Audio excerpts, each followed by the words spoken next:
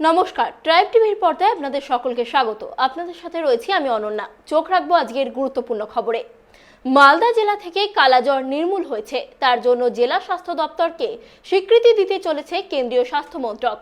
জেলার মুখ্য স্বাস্থ্য আধিকারিক পাপড়ি নায়েক জানিয়েছেন, ইতিমধ্যেই রাজ্য ও কেন্দ্রীয় স্বাস্থ্য বিভাগের তরফে মালদা জেলা জুড়ে পরিদর্শন করা হয়েছে। তারপরেই কেন্দ্রীয় স্বাস্থ্য মন্ত্রক মালদা জেলাকে কালাজ্বর মুক্ত জেলা হিসাবে ঘোষণা করতে চলেছে। এর স্বীকৃতি হিসাবে কেন্দ্রের তরফে মালদা জেলা স্বাস্থ্য দপ্তরকে কেন্দ্রের শংসাপত্র ও আর্থিক পুরস্কার পাচ্ছে। কেন্দ্রের এই পুরস্কার স্বাস্থ্যকর্মীদের উদ্বুদ্ধ করবে বলেই মনে করছেন তিনি।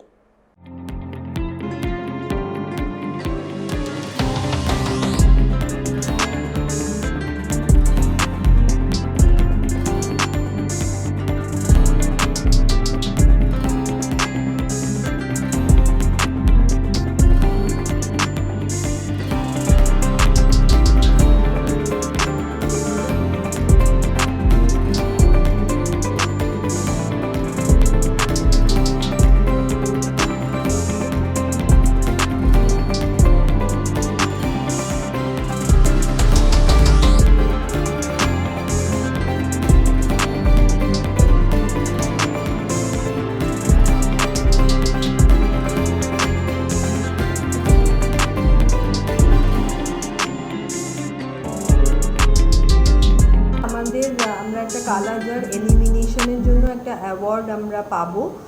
সেটার জন্য অলরেডি আমাদের স্টেট লেভেল এবং সেন্ট্রাল লেভেলের ভিজিট হয়ে গেছে।